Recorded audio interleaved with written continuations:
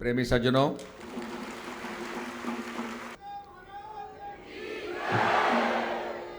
सभी प्रेमियों को होली का पर्व मंगलमय हो। हम लोग अनेक कार्यक्रम करते हुए कुल्लू में, जैसलमेर में और कोलकाता के अंदर, सिलीगुड़ी में, आसाम में, क्योंकि कोविड के बाद ये सिलीगुड़ी की तरफ पहला अवसर था, आसाम के अंदर पहला अवसर था कार्यक्रम करने का। तो बड़ी मात्रा में प्रेमी लोग आए, दर्शन का, प्रवचनों का लाभ उनको मिला। और कहा भी है, सुन समझहि जन मुदित मन मज्जहि अति अनुराग। With great devotion, with great dedication, अगर उसका हम पालन करते हैं तो कहा, लें चार फल अछत तनु साधु समाज प्रयाग। कि जीवन के अंदर चार फलों की प्राप्ति होती है और इसी जन्म में प्राप्ति होती है, यह नहीं कि मरने के बाद प्राप्ति होगी। तो ये हमारे संतों ने समझाया और तन्मयता के साथ, निष्ठा के साथ, जिसको हम कहते हैं निश्चयात्मक बुद्धि, जिसमें हमारा निश्चय हो, फॉर्म डिटर्मिनेशन हो। एक सैनिक भी सीमा पर खड़ा रहता है,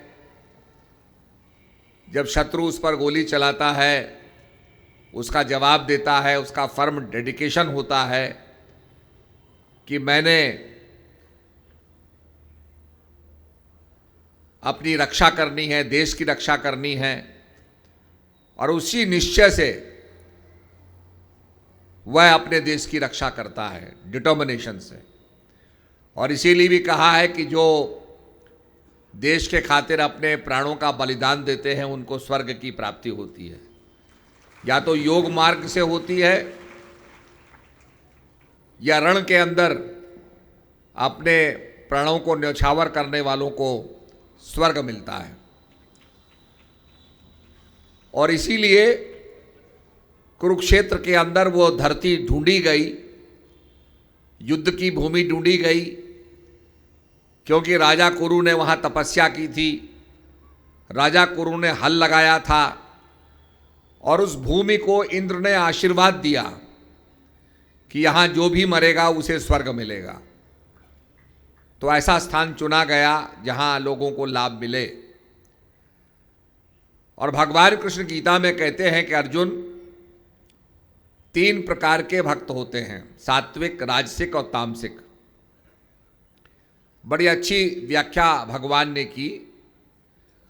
भगवान ने कहा कि लोग भूत प्रेतों की पूजा करते हैं, उनको मानते हैं। जो भूत प्रेतों को मानता है वो भूत प्रेत उनको देते भी है। कुछ लोग देवी देवताओं को मानते हैं,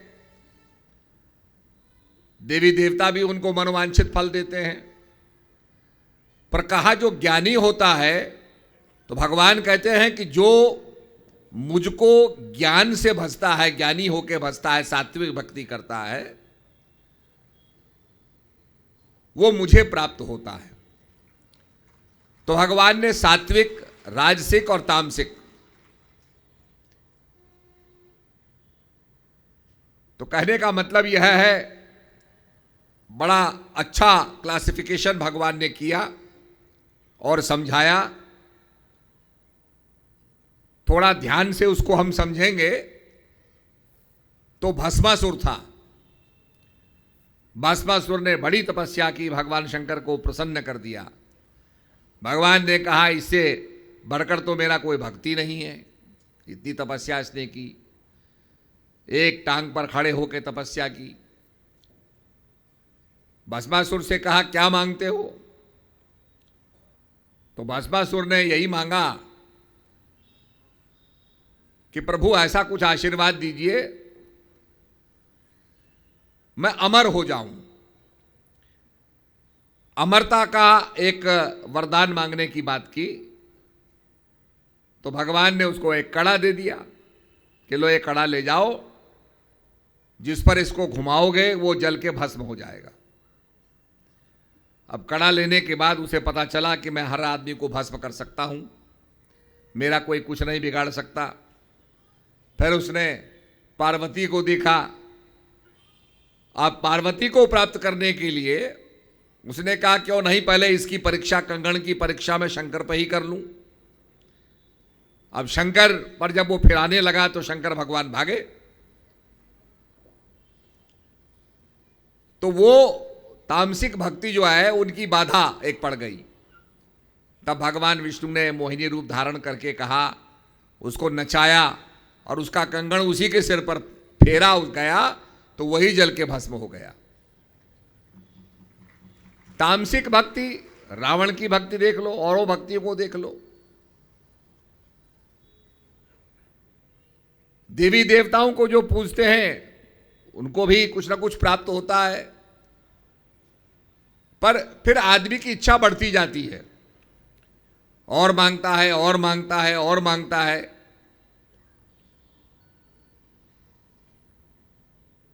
पर जो सात्विक भक्ति है वही कल्याण देने वाली भक्ति है।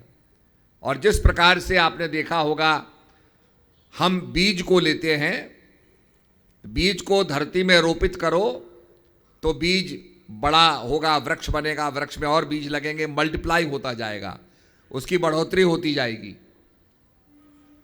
पर उसी बीज को आप भून दो, रोस्ट कर दो, तो वो मल्टीप्लाई नहीं होगा, फिर आगे नहीं बढ़ेगा। आप चने को भून लेते हो, पोटली में रख लेते हो, वो नहीं उगेगा। तो इसी का उदाहरण भगवान गीता में देते हैं कि जो ज्ञान अग्नि में जिनके संस्कार दग्ध हो जाते हैं वो संसार से मुक्ति पा लेते हैं। संसार में फिर उनका आवागमन नहीं रहता है, आना जाना नहीं रहता है। राजा नरक का उदाहरण आता है। राजा नरक ने कितनी गायें दान दी, पुण्य कमाया। अब दान देने में जब वो सहस्त्र गायों का दान कर रहे थे, कुछ बूढ़ी गायों का भी दान हो गया।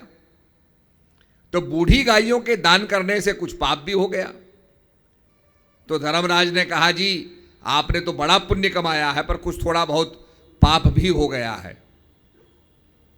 अब ये मैं आपको छोड़ता हूं कि आप पहले पाप का भोग करेंगे या पहले पुण्य का भोग करेंगे।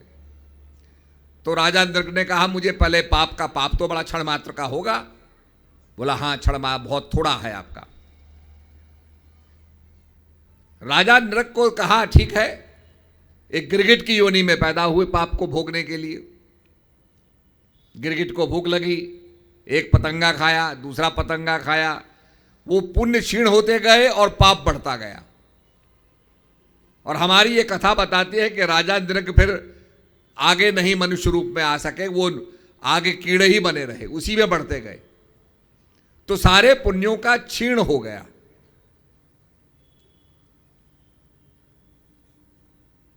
तो इसीलिए ज्ञान अग्नि जो होती है, भगवान कहते हैं ज्ञान अग्नि में सारे संस्कार दग्ध हो जाते हैं। सारी ये जो मानव की जो वासना है ये दग्ध हो जाती है। इसलिए ज्ञान का जो मार्ग है वो श्रेष्ठ मार्ग है। और संत महापुरुष भी उसी बारे में कहते हैं। आज होली का पर्व है, होलिका मनाई जा रही है। और होली का पर्व क्या याद दिलाता है कि भगवान विष्णु की भक्ति प्रहलाद ने की, पिता ने बाधा डाली, पिता ने कहा मत करो भक्ति, बाधक बन गया, विचलित करना चाहा। होलिका से उसने कहा कि तेरे पास तो अद्भुत ये शॉल है, चादर है, जिसको ओढ़ करके अग्नि भी तुझे नहीं जला सकती। जैसे आजकल फायर ब्रिगेड के पास एक कपड़ा होता है, फायर ब्रिगेड वाले कपड़ा बनाते हैं, पहनते हैं, तो वो आग नहीं जला सकती उसको। ऐसे ही आजकल बुलेट प्रूफ वेस्ट बनती है, कितनी गोली चलाओ उसके अंदर गोली पार नहीं होती, अवैध बन जाता है। अब वो बैठी भगवान ने ऐसी कुदरत की, ऐसी हवा आई कि वो शॉल तो उड़ गया और प्रहलाद पर लिपट गया। प्रहलाद पर लिपट गया तो प्रहलाद तो बच गया, होलिका का दहन हो गया। तो कहने का मकसद यह है कि संसार के अंदर जो संसार चलायमान है, आपने देखा होगा मैक्रोकॉस्म में ब्रह्मांड के अंदर केंद्र में सूर्य है, सूर्य के चारों तरफ ग्रह परिक्रमा कर रहे हैं। माइक्रोकॉस्म में सूक्ष्म से सूक्ष्म स्तर पे हम देखते हैं तो बीच में केंद्र है, न्यूक्लियस है, उसके चारों तरफ इलेक्ट्रॉन परिक्रमा कर रहे हैं। तो कहा जो ब्रह्मांड में है वही पिंड में है। और ये सब चीज एक ऐसे बिंदु के चारों तरफ परिक्रमा कर रहे हैं जिसका केंद्र अपने आप में अपरिवर्तित है। सूर्य कहीं घूमता नहीं है, अपरिवर्तित है। तो ये बातें जो अपरिवर्तित है, तभी कहा कबीरदास जी कहते हैं, चलती चाकी देख के दिया कबीरा रोए, दो चक्किन के पाट में साबुत बचाना कोई। कि चक्की के पाट में जो दाना आएगा वो तो पिस के ही निकलेगा, आटा बन के ही निकलेगा। कोई बचने का उपाय है? तो कबीरदास जी का बेटा कहता है, महाराज पिताश्री, इससे बचने का उपाय है कि चलती चाकी देख के दिया कमाल हंसाए, जो कील से लागे रहे ताको काल ना खाए। जो कील से लगा रहता है दाना वो पिसने में नहीं आता। आप कभी भी चक्की के पाट को उठा के देखो, जो दाना कील से नजदीक लगा होगा वो पिसने में आता ही नहीं है। तो कील माने हुआ परमात्मा का ज्ञान, जिसको हंस नाम कहा, आत्मा का ज्ञान। हंस माने आत्मा। इसीलिए मानसरोवर में हंस का जिक्र किया जाता है। और हंस के अंदर बड़ी विलक्षणता होती है कि पानी और दूध मिश्रित कर दिया जाए तो वो दूध को पी लेगा। इतना सूक्ष्म भेद करने का क्षमता, माया अमाया की क्षमता, ब्रह्म तत्व को प्राप्त करने की क्षमता, सार तत्व को ग्रहण करने की क्षमता हंस की ही होती है। तो जब सद्गुरु महाराज ज्ञान देते हैं, ज्ञान का हम निष्ठापूर्वक अनुसंधान करते हैं, भजन करते हैं, अभ्यास करते हैं। और अभ्यास में भी आदमी विचलित होता है, पर बार बार जब आज्ञा होती है मन को हम लगाएंगे तो मन स्थिर होगा और तब उसके परिणाम आएंगे। तो इसलिए ये अनेक हम पर्व मनाते हैं। होली का पर्व हो गया, दिवाली का पर्व हो गया, ये एक इतिहास को लेके हमें शिक्षा देते हैं। दे इम्पार्ट अस विद नॉलेज। इनका एक ज्ञान देने का तरीका है, अध्यात्म को समझाने का तरीका है। अब अध्यात्म के स्वरूप को, मूल स्वरूप को भूल करके हमने उस पर्व को क्या बना लिया कि साहब अब रंग लगाओ। रंग में भी इतना डाइल्यूशन हो गया, इतना पॉल्यूशन हो गया कि रंग में भी नाना प्रकार के केमिकल्स का इस्तेमाल होने लगा। अब लोगों के दिमाग में आया कि भाई जैसे पहले ऋषि मुनि होली खेला करते थे, फूलों के रंग से खेला करते थे, पुष्पों से खेला करते थे, वैसी खेली जाए और केमिकल का उपयोग ना किया जाए। अब धीरे धीरे उस पर हम आ रहे हैं, क्योंकि इसका मकसद सराबोर करना है, अपने रंग में ढालना है कि हम परमात्मा के समर्पित होकर परमात्मा के रंग में रंग जाएं। एक अध्यात्म के प्रति समर्पण का इसका प्रतीक है। ये नहीं कि कोई सड़क पे जा रहा है तो उसका मुंह कालाई करो। तो ये विकृति जब समाज में आती है, अब कल होली है, बड़ी होली है, कितनी जगह झगड़े होंगे, कितनी जगह लड़ाइयां होंगी, जबकि होली का पर्व ये नहीं है। बल्कि ये तो पर्व ये सिखाता है कि अगर आपके दिल मिले नहीं हैं और झगड़ा भी है तो उस दिन झगड़ों को भुला के दिलों को मिला दो।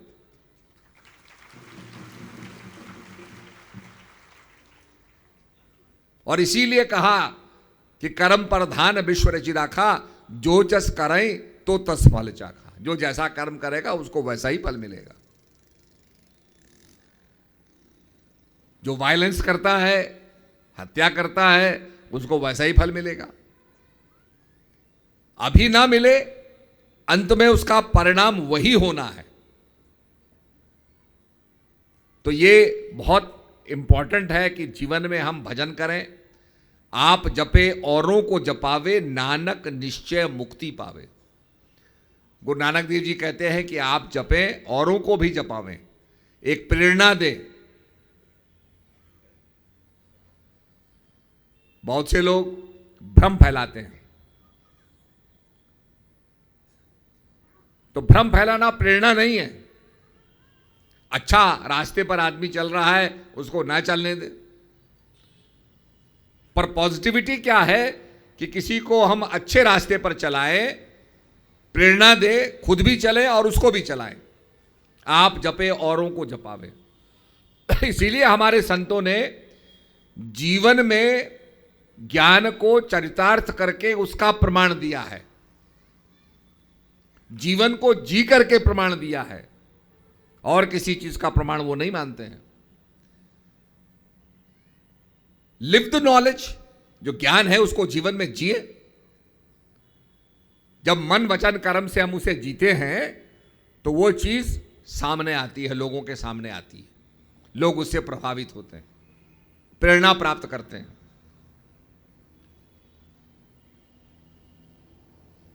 तो ये एक ऐसी चीज है कि जो कहा गया कि आप जपे औरों को जपावे, नानक निश्चय मुक्ति पावे, उसमें एक गारंटी दी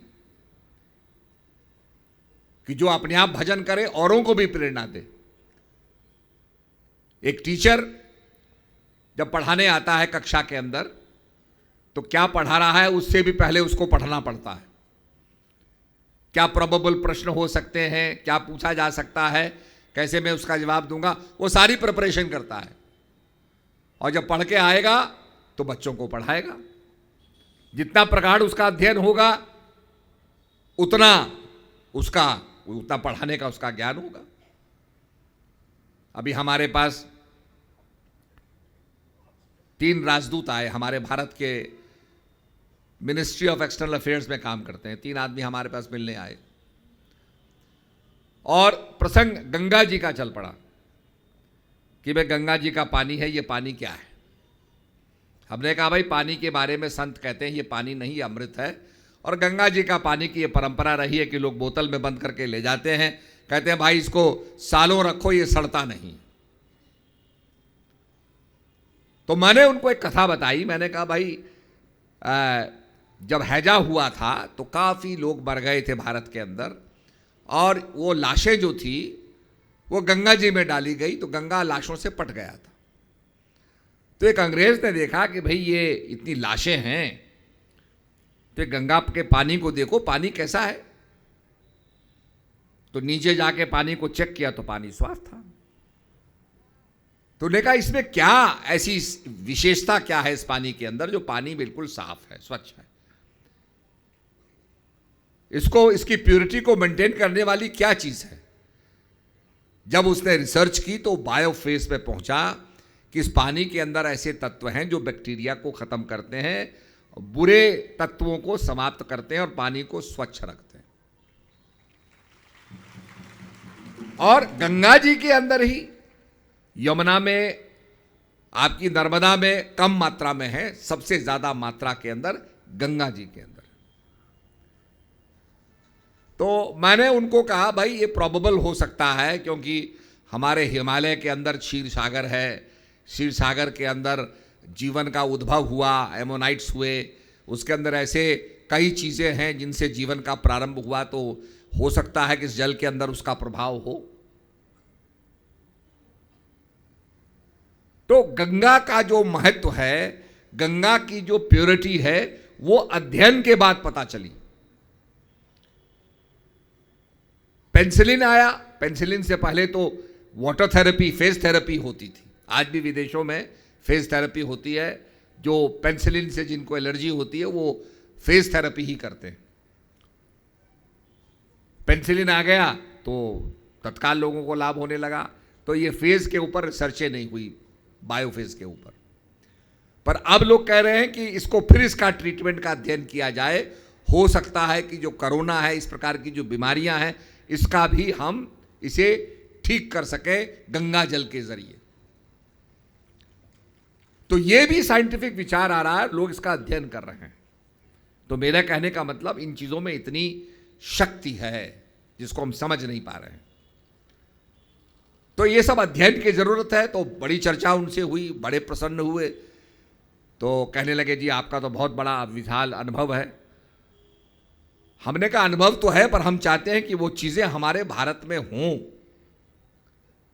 हमारा देश उससे लाभान्वित हो, नॉलेज से लाभान्वित हो, ज्ञान से लाभान्वित हो। और जो हमारी भावना रही वसुदैव कुटुंबकम, अब आज छोटी छोटी चीजों पर रिसर्च हो रही है। जो हमारे उत्तराखंड के लोग हैं उन्हें पता है कि हमारे पहाड़ में भ्यूल होता था। भ्यूल एक पेड़ होता है, उसकी छाल के अंदर जो है एक झाग निकलता है जिससे आप बाल धो सकते हैं। बहुत अच्छी तरीके से बाल धोता है, कपड़ों को भी साफ करता है, और उसमें कोई केमिकल नहीं, वो नेचुरल साबुन है। अब उसका प्रचार प्रसार हो रहा है, लोग उसका लाभ उठा रहे हैं। कई जड़ी बूटियां हैं। आपने ये तो कथा सुनी होगी कि भगवान बद्री विशाल जब तपस्या में लीन हो गए तो जब बर्फ पड़ती थी, पानी पड़ता था, तो लक्ष्मी जी ने कहा कि ये तो प्रभु को भिगा रहा है पानी। तो बेर के वृक्ष के रूप में आ गई और बेर बन करके, बड़ा सघन वृक्ष होता है बेर का, उसका छाता बना लिया। तो बेर को बद्री बोलते हैं, तो उनका नाम ही पड़ गया बद्रीनाथ। अब उस बद्री जो जिसको बेरी बोलते हैं, बद्री, लोग उसको ज्यादा उपयोग नहीं करते थे, आज उसको बोलते हैं सी बकथॉर्न। और कहते हैं कि उसमें इतना विटामिन होता है, ओमेगा होता है, विटामिन होता है, इतने तत्व होते हैं कि आप उसको लो तो आपको वो बीमार नहीं होने देगा, कैंसर नहीं होने देगा, कोई बीमारी नहीं होने देगा। ये सब हमारे हिमालय में निकलता है। जब लक्ष्मण जी को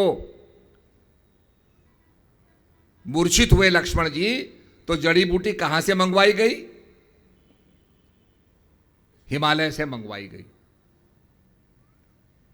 तो ये सब जो चीजें हैं, ये समझने की चीजें हैं। हमारे किन्नौर में वाकई देवी देवता भी होते हैं, कई देवता का पूजन करते हैं, उनको रहता है हमारा पूजन करो। हमारी कोई शिक्षा किसी के खिलाफ नहीं होती है। जो जहां का है उसका सम्मान देना ठीक है, अच्छी बात है। तो हमारे प्रेमियों ने देवता से कहा, भाई जब तुम इतना कह रहे हो तो हमें यह बताओ कि जो भगवान कृष्ण ने ज्ञान दिया अर्जुन को, वो ज्ञान तुम हमको भी दो। अब आपके मन की जो कामना है, कोई इच्छा हो, उसको तो वो पूरा कर दे। अब ज्ञान कहां से ज्ञान देगा? तो फिर वो उसका ही कल्याण हो गया।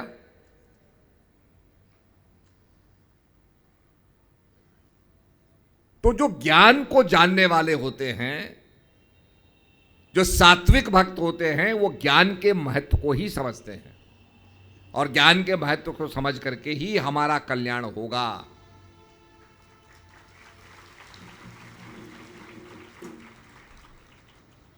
इसलिए बात समझने की है।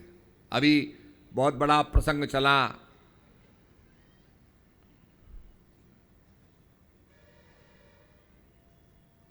ढोल गवार शूद्र पशु नारी, ये सब ताड़न के अधिकारी, बहुत बड़ा लंबा चौड़ा इस पे विवाद खड़ा किया।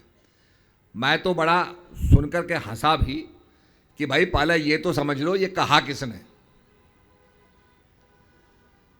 भगवान जब प्रतीक्षा करते रहे, इंतजार करते रहे कि भाई ये मार्ग देगा, समुद्र मार्ग देगा, नहीं दिया, तो लक्ष्मण जी ने भगवान को धनुष बाण दिया कि भगवान आप कुछ कीजिए, भय बिन प्रीत न होई। जब भगवान समुद्र को सुखाने लगे उसे प्रताड़ित करने लगे, तब समुद्र खड़ा हुआ और ये समुद्र के मुंह से कहलवाया है। तो मैंने कहा भाई समुद्र के मुंह से कहलवाया, उसको तो तुमने बड़ा मान लिया, और भगवान जो भिल्ली से कह रहे हैं कि भिल्ली जात पात ये जो भी है मैं इसको नहीं मानता, मैं केवल भक्ति को मानता हूं और भक्ति ही एक मेरा संबंध मेरा भक्ति से है। और जो प्रभु भिल्ली के पास जाते हैं, भिल्ली को दर्शन देते हैं, नौदा भक्ति भिल्ली को सुनाते हैं, वो बात आपकी समझ में नहीं आ रही जो भगवान खुद कह रहे हैं। वैसे भी देखा जाए ढोल गवार शूद्र पशुनारी ये सब ताड़न, अब ताड़न जो है अवधि में, जिसमें तुलसीदास जी जहां के थे आपके, तो अवधि ताड़न का मतलब होता देखना, देखभाल करना, ख्याल रखना। तो ये उस भाषा के अंदर कहा जाता था जिसका मतलब यह है ख्याल रखना। अब उसका अनार्गल अर्थ लगा के हम अपने शास्त्रों का अवमानना करें, जो कई लोगों को प्रेरणा देने वाले, भारत को प्रेरणा देने वाले, जो हमारा गौरव है, तो पहले तो उसको समझना चाहिए, उस चीज को हम समझें, अच्छी बात को ग्रहण करें। आपने देखा होगा मधुमक्खी हर फूल पर जाकर के शहद लेती है। बहुत लोग मधुमक्खी पालते हैं। हम लोग जब जाते हैं कहीं नुमाइश में और वहाँ मधुमक्खी वाले होते हैं तो उनसे पूछते हैं, तो कहते हैं, हमें बताते हैं कि साहब जो मधुमक्खी पालते हैं उन किसी भी व्यक्ति को कोरोना नहीं हुआ। अब मधुमक्खी का छत्ता देखो, मधुमक्खी के छत्ते में शहद होता है, पेड़ पर होता है, चींटियां होती हैं, पर चींटियां छत्ते में नहीं जाती। तो उस सिस्टम को आप समझोगे, मैकेनिज्म को समझोगे, उसके अंदर जो न्यूट्रिशन है उसको समझोगे, तो अपने आप में बड़ा अद्भुत विज्ञान है। और आज उस पर बड़ी बड़ी रिसर्चें हो रही हैं।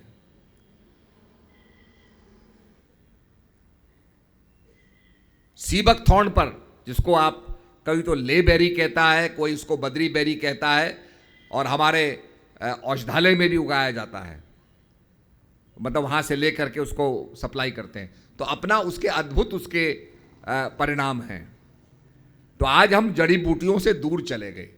और कोविड में आपने देखा होगा, कोविड काल के अंदर डॉक्टर ने क्या कहा कि भाई इसकी कोई दवाई नहीं है, आप इम्यूनिटी को डेवलप करो, प्रतिरोधक क्षमता को डेवलप करो। और वो कोरोना जो है वो आज भी है, पर वो इतना पोटेंट नहीं है, हमारी प्रतिरोधक क्षमता बढ़ गई है। तो इसलिए अपनी प्रतिरोधक क्षमता को हमें बढ़ाना है। और यही बात कहा चित्तवृत्ति निरोधश्च योगा, जो हमारी प्रतिरोधक क्षमता है उसको बढ़ाएं, योग करें। योग के फिजिकल एक्सरसाइजेस हैं, पर योग का मन से भी मतलब है, मन को एकाग्र करना। और एकाग्र करने के लिए आपको ध्येय का जानना जरूरी है। ध्येय में मन को लगाना, ध्यान लगाने वाला ध्याता। भगवान में मन को लगाना, भक्ति लगाने वाला भक्त। ध्येय में मन को लगाना, ध्यान लगाने वाला ध्याता। उपास्य देव में मन को लगाना, उपासना लगाने वाला उपासक। आप चिट्ठी लिखते हैं, चिट्ठी पे एड्रेस लिखते हैं, बिना एड्रेस के चिट्ठी जाएगी? आपका व्हाट्सएप का मैसेज है, आपका ईमेल का मैसेज है, जब तक उसके आगे उसका डेस्टिनेशन नहीं दोगे, कहाँ भेजना है, वो नहीं जाएगा। ऐसे मन को कहाँ लगाना है वो जानना आवश्यक है। और हमारे शास्त्रों में कहा, गायत्री मंत्र में कहा, भर्गो देवस्य धीमहि। सत्य को प्राप्त करना, ज्ञान को जानना और जान करके जीवन में उसको अपनाना, ये साधना के जरिए ही संभव होगा। इसलिए साधना करें, भजन करें, प्रचार करें। आप जपे औरों को जपावे, नानक निश्चय मुक्ति पावे। एक प्रसंग आता है, स्वर्ण मंदिर के परिसर में एक छोटा सा कमरा गुरु महाराज ने कहा बनाओ, बनाया। अगले दिन गुरु महाराज आए, उन्होंने कहा कि ये थोड़ा टेढ़ा बन गया, इसको तोड़ो भाई। तो उस भक्त ने तोड़ दिया, कहा दोबारा बनाओ, दोबारा बनाया। अब वो रोज का प्रसंग हो गया कि भाई टेढ़ा बन गया, अब ये इधर बन गया, तो वो तोड़ता था, बनाता था। धीरे धीरे संगत ने कहा कि क्या हो गया कि गुरु महाराज इसको बनवाते हैं फिर तोड़वाते हैं। तो संगत को भी लगा कि शायद कुछ पता नहीं, गुरु महाराज भी डिरेंज्ड हो गए हों, पता नहीं क्या हो गया हो, कुछ सनकी हो गए हों। तो एक दिन गुरु महाराज ने भक्त से कहा कि भाई मैं इतनी दफ़े इसको बनवाता हूँ और तोड़ता हूँ, तुझको ये सारी संगत तो सोचती है कि शायद मैं पागल हो गया हूँ। उसने कहा गुरु महाराज मैं आपका भक्त हूँ, मैं इस मकान का भक्त नहीं हूँ। आप जो आज्ञा देंगे वो मैंने करना है। आपने कहा इसको बनाओ, मैंने बनाया, आपने कहा तोड़ो तोड़ो, मैं आपका भक्त हूँ, मैं आपकी आज्ञा मानने वाला हूँ। तो ये बात मुझे बड़ी भाई कि कितनी उसकी निष्ठा थी और बाद में वो एक सदगुरु के रूप में उन्हें मान्यता मिली। तो ये अपने आप में गुरु महाराज की सेवा का परिणाम है। तो इसलिए संतों की वाणी अटपटी, झटपट लखे ना कोई, और जो झटपट लखे तो चटपट दर्शन हुए। फिर उसमें विलंब नहीं रहता। तो इसलिए अपने जीवन के अंदर भजन करिए और ये जो हमारे अनेक पर्व होते हैं, इन पर्वों से प्रेरणा लीजिए, इसका अध्यात्म का सार समझिए, इसकी भौतिकता में मत जाइए। जैसे बाहर के मुल्कों में लोग फादर्स डे मनाते हैं, मदर्स डे मनाते हैं, ये नहीं, डे मनाना नहीं है। उसके पीछे हमारा आधार भी होना चाहिए कि हम माता पिता की आज्ञा को माने। भगवान राम की स्पिरिचुअलिटी तो थी, पर भगवान राम की सबसे बड़ी महत्वता इस बात में थी कि अपने माता पिता की आज्ञा को उन्होंने माना। तो इसलिए आप लोग भजन अभ्यास करें, महात्मा बाई भी प्रचार करें। जो निर्देश मिलता है दरबार से उसका पालन करना जरूरी है। और सबको मेरा दुआ आशीर्वाद। हरिओम।